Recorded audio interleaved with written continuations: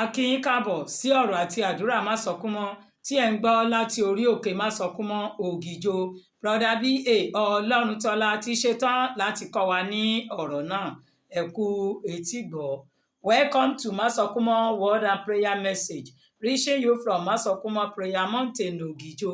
Brother B.A. Ọlọ́runtọ́lá is ready to teach us the word. Happy listening. Káàyè bá wà, ẹ ṣe àmì lójú gbogbo Ísírẹ́lì ni Ọlọ́run gbé Joshua ga. Yes or no? Ìwé Joshua chapter 4 verse 14. Mo kéde ẹ̀ lójú gbogbo abínúkú ẹ, Ọlọ́run máa gbé ẹ dìde kí òòrùn oṣù yìí tó wọ̀ lórúkọ Jésù. Amen. Mo ń kà láti ní ìwé Jóòbù orí ìkẹrìnlá ẹsẹ̀ ìkẹrìnlá rẹ̀. Bí ènìyàn bá kú, yóò sì tún yè bí. Gbogbo ọjọ́ ìgbà tí a là sílẹ̀ fún mi lèmi ó dúró dè títí àmúdọ̀tun mi yóò fi dé. I'm reading from the book of Job, chapter 14, verse 14, that says, If a man die, shall he live again? All my appointed time will I wait until my change come. Ẹsẹ̀ Bíbélì tí a kà yìí ni a ti ń ṣèrànṣẹ́ bọ̀ ní kíláàsì ọ̀rọ̀ àti àdúrà Másọkúnmọ́ yìí. Ilé tí àkórí ẹ̀ jẹ́ àkókò tí èèyàn ń dúró. Now, from this verse is why we have been ministering in this class on the thing that says waiting period. Case study wa níbí òun ni Joseph nígbà tí a kọ́ ẹ̀kọ́ látara nínú ìwé ìbẹ̀rẹ̀ Genesis orí ìkọkànléníogójì ẹsẹ̀ ìkẹtàléníọgbọ̀n sí ẹsẹ̀ ìkọkànléníọgbọ̀n 37 to 39. Now, our case study here is Joseph, and we're going to learn from him from Genesis chapter 41 from verse 37 to 39. Series tí ṣẹ́ránṣẹ́ kàn ní kíláàsì ní àsìkò yìí ó ní series 17 níbi tí a ó ti yẹ̀ wò kí ni àwọn nǹkan míì tó tún kàn nígbà tí àkókò bá ṣe ń tó fún Ọlọ́run tó dákú tí kò nípa láti mú àlárẹ̀ṣẹ̀ ìránṣẹ́ ó fẹ́ ṣe ìyanu ó fẹ́ gbọ́ èdè ó fẹ́ ṣe nǹkan tó kí ló máa ń ṣẹlẹ̀. What other, this is series 17 of this message.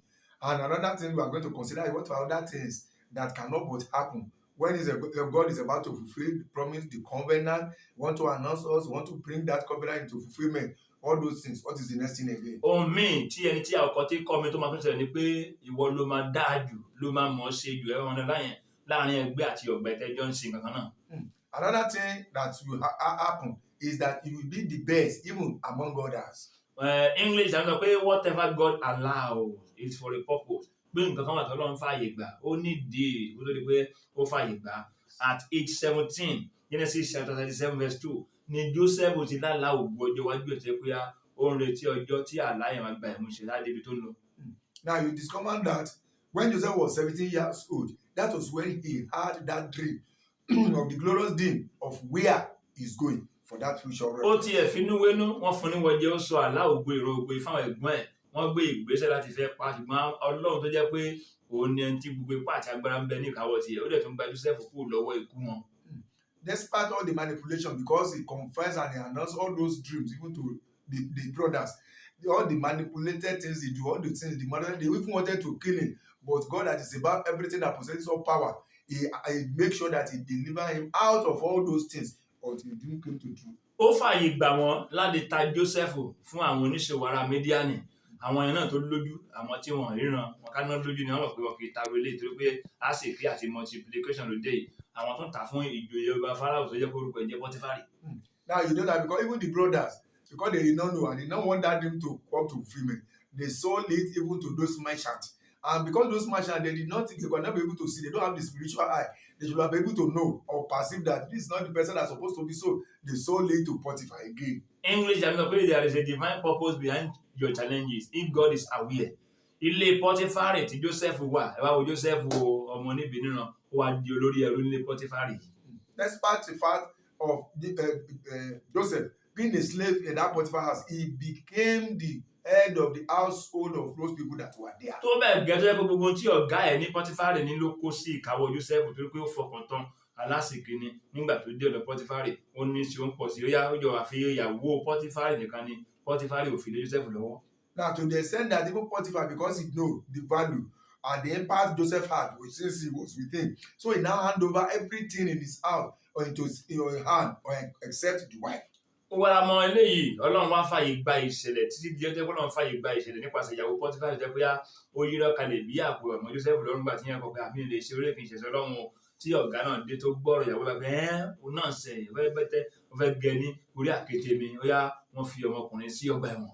Despite the fact that God allowed it, because he was lying again and that he did not committed the sin that was found against, And yet, the husband, Potiphar, believed the wife, and Joseph was sent to prison. English is meaning there are people sent to finance your vision. The problem is they are yet to locate you.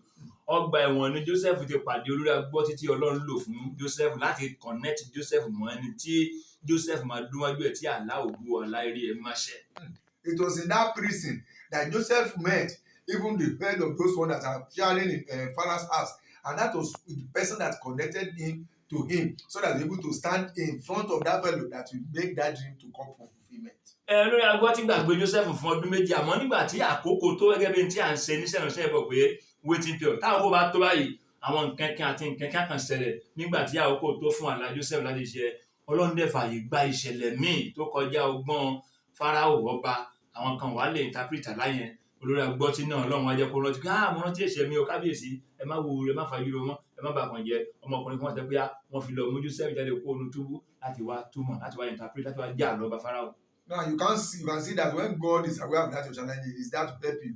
Despite the fact that the cupbearer forgot even Joseph for 2 years, despite the fact when the time to announce Joseph came, what happened? God allowed what happened to happen, so that there's nobody to be able to interpret the dream of Pharaoh. To the extent that as at that time that cupbearer now remember Joseph, and he was brought. Torí pé àkókò tó Joseph ló wá jẹ́ the best láàrin àwọn tó jẹ́ pé wọ́n mọ̀ nípa àlá, wọ́n lè interpret àlá. Ìwé aláwọ̀ sọ pé àṣòro ṣe bí ohun tí Ọlọ́run kò lọ́wọ́ sí, adùn ṣe bí ohun tí Ọlọ́run ti ṣe tán.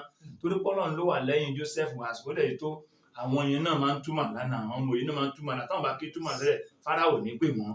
Àmọ́ Ọlọ́run tó wá ń di ẹ̀ pé táìmù tí ẹ ti tó o máa di kábíyèsí nílẹ̀ èjì, máa ń wọ ẹ̀ láṣọ, máa ń gbé ìgbórí ẹṣin, àlá ògo 17 àsìkò tó máa ṣẹ. Ó yá kò wá jẹ́ kí àwọn ilé ìrísẹ́ yẹn ṣe, kò jẹ́ kí wọ́n rí àlá yẹn tú. Because it was the right time to announce Joseph, or to make Joseph know, to the extent that all those people, they were unable even to interpret the dream of Pharaoh. To the extent that it was Joseph, those people, they know how to interpret it, that has made their work. But because God was behind it, God knew that was the time to announce Joseph. So it was only Joseph that was the best among others. Tí táìmù ẹ bá tó tọ́lọ́run fẹ́ fi ìwọ èmi àwọn àwa tó fẹ́ fi wá hàn bó ṣe máa ṣe náà nìyẹn, á kàn fààyè gba ìṣẹ̀lẹ̀ kan jẹ́ pé àdìyàn lè dé ó lè má yé wa níbẹ̀rẹ̀ o, á di pé ti ní Ọlọ́run padà fi wá wọn ayé kò ń fàyè hàn wá rárá, kò ní fàyè hàn wá. Now, when there was time to announce us, to bring God to the world comes, that is about the time that God will just allow something to happen. As at that time, you may not even know that that is God's purpose, but you just allow it to happen, just to make sure that He announced us to the world. English, I mean, information is the mother of transformation. Ọba Fáráò lẹ́yìn tí ó ní a lè rí ẹnìkan bí irú eléyìí bí táwọn ènìyàn o. Joseph dẹ̀ di the best láàrin gbogbo àwọn tẹ́pẹ́ wọ́n ti ń interpret àlá fún ọba, àwọn tẹ́pẹ́ wọn ń lo ẹ̀ àjèjìdẹ́ eléyìí kódà nínú ẹ̀wọ̀n lọ́mọ wá ó wá jẹ́ the best. Tí àkókò bá tó wọ́n mọ̀ ṣe mi ò mọ̀ ṣe Ọlọ́run kan dá sí báyìí, akọ̀dé pé òun ló dáa jù, òun ló mọ eré yẹn sá, òun gá mọ̀ pé òun kọ́ ni the best, ṣùgbọ́n torí pé Ọlọ́run ti dúró pé táìmù tó ìwọ the best, ayé máa tẹ́wọ́ pé the best ni. To the extent that as at that time, despite the fact that he's a slave and he was brought to Pharaoh at that time, Pharaoh had even to conclude and announce, can we see anyone like this that is so wise as this person? There is no one, and that is why, because it is time to announce Joseph, because God was behind him. At the right time, Joseph was the best among us. Kábíyèsí sọ 41:38 ìwé Genesis ní a lè rí ẹnìkan bí irú èyí tí ẹ̀mí Ọlọ́run gbénú ẹ̀. Kò yà mí lẹ́nu o, Joseph ọ̀rọ̀ English àmì ṣe mọ́ ni pé a man that cannot do without God, his generation will not do without him. Kò fọlọ́run lẹ̀ ní gbogbo ìlàkọjá ẹ̀. Ẹ̀ka Báíbù Ọlọ́run náà dẹ̀ fi sílẹ̀. Bó wá ní Ọlọ́run ṣe ni wá gbé Joseph sí ọba wa ní sọ pé mi ò rẹ́ nìkan bí ti ìwọ nìkan ló dáa jù. Joseph did the best fún Fáráò ọba. Why Father will not even commend him? Genesis 41:13 that can we see anyone like this that whom the Spirit of the Lord dwell in? Now it is because it is right time to announce Joseph. That is why. And if you read the Bible, we know that Joseph was always with God. In all his challenges, he did not leave God. In all what he faced, persecution, did not leave God. And so God did not even leave him also. Wọ́n ti gbé orin dé o 3:17 eléyìí àkókò téèyàn ń dúró kí ló yẹ kẹ́ni ó ṣe àbí kí ni Ọlọ́run máa ṣe ó máa jẹ́ the best láàrin àwọn contemporaries yẹ wọ́n ló máa dá ìlú máa mọ̀ ṣe ìlú máa léwájú jù. What you are saying is this 3:17 of it, and when it is time for God to announce you, to promote you, to elongate you, everything he cannot but to do as at that time, he will make sure that you become the best among others. Kí o fi ọwọ́ mi sílẹ̀, kí o fi ọwọ́ mi sílẹ̀, bàfẹ́fẹ́ bí jì sí ń jà, kí o fi ọwọ́ mi sílẹ̀. Àdúrà lórí yẹn o. Táàyè bá wà ẹ pariwo orúkọ Jésù. Lẹ́yìn orúkọ Jésù. Ìlàkọjá mi gbogbo láyé. Olúwa Olúwa jẹ́ kí orí ọ̀fẹ́ rẹ kó tó fún mi lórúkọ Jésù. Bàbá jẹ́ kí orí ọ̀fẹ́ rẹ kó tó fún mi nínú ìlàkọjá àgbáyé bàbá. Orí ọ̀fẹ́ rẹ bàbá jẹ́ kó tó fún mi kí ó tó fún mi.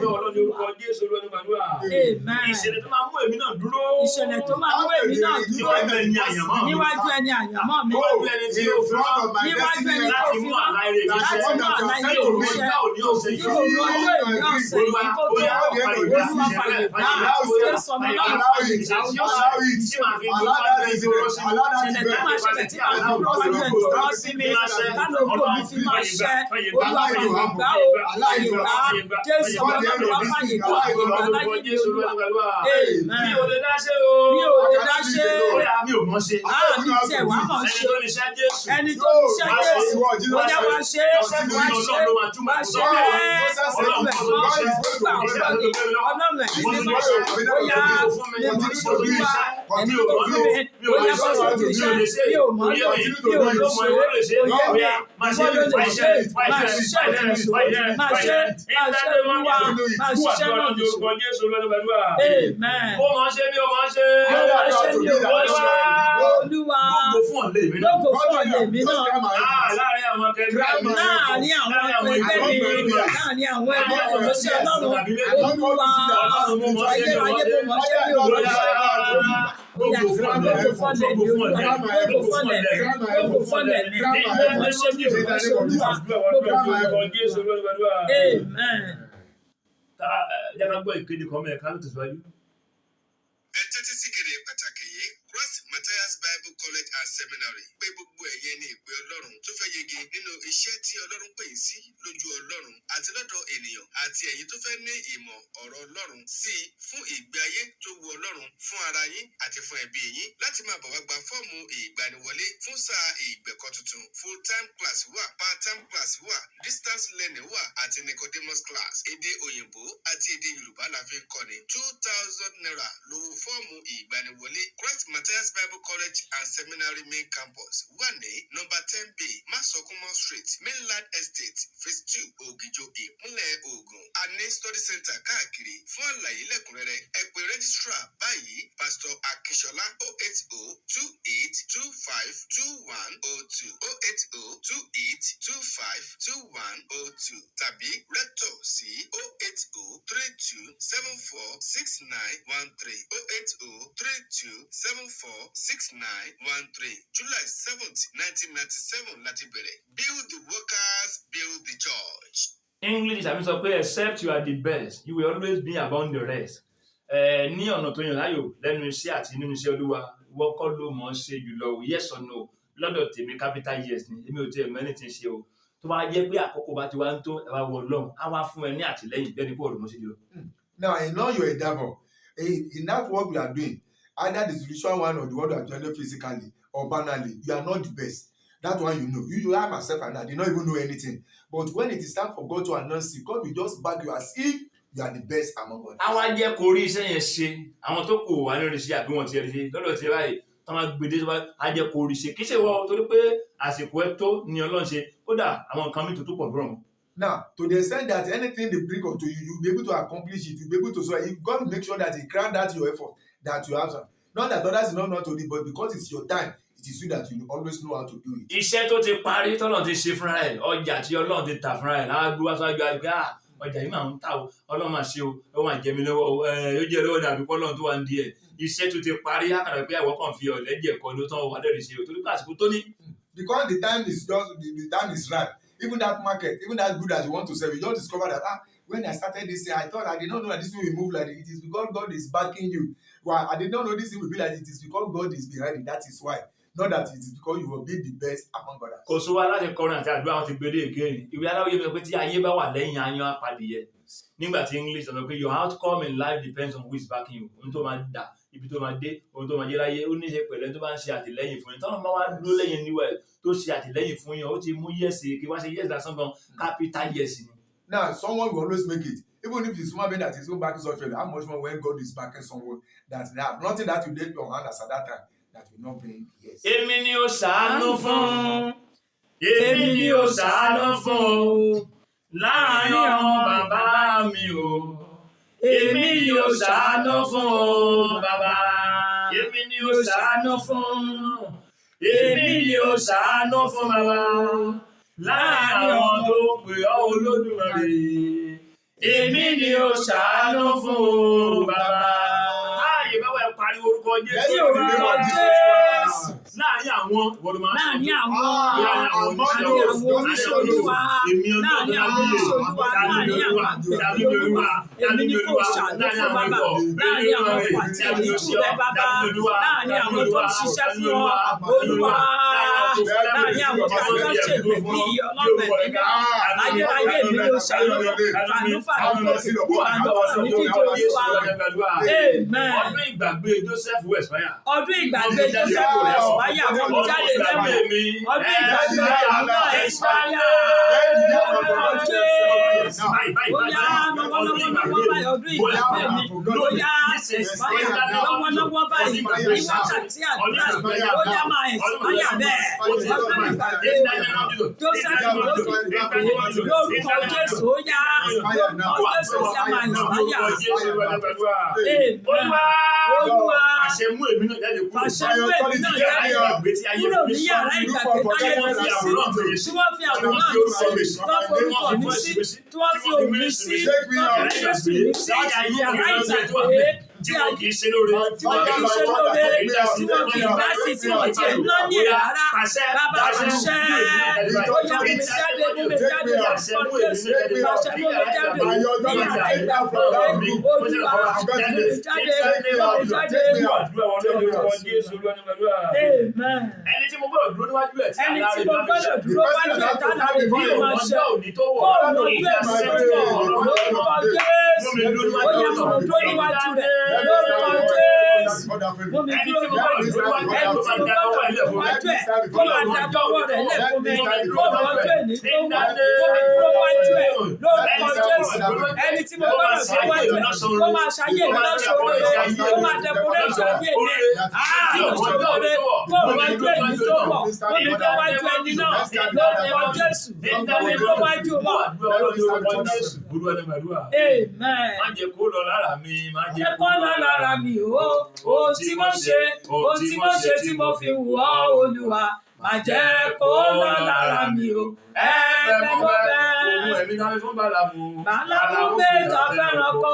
Ohun ẹ̀mí náà fún Júdásì o. Júdásì fi tiẹ̀ pokùnso. Ohun ẹ̀mí náà fún Géásì o. Géásì fi ìfẹ́ tẹ́ mọ́ra. Ohun tí mo ṣe, ohun tí mo ṣe tí mo fi wù ọ́ Olúwa. Má jẹ́ kó lọ lára mi o. Ẹ̀bẹ̀ mo bẹ̀. Ẹ̀kọ́ yìí náà fún series 18 kámẹ́rà wà ní bí wọ́n ti fẹ́ amen. Ọlọ́run wà, Ọlọ́run mi, God bless you ní wẹ́ẹ̀tì. Pastor Dr. Mrs. Margaret Olúwarẹ̀mílẹ́kùn ńlá wájú mi, ìwáyé tẹ̀lé wá mi tẹ̀. B.A.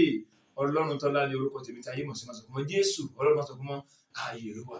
My name is Agbola, God of Masọ̀kúnmọ́. You are alive forever.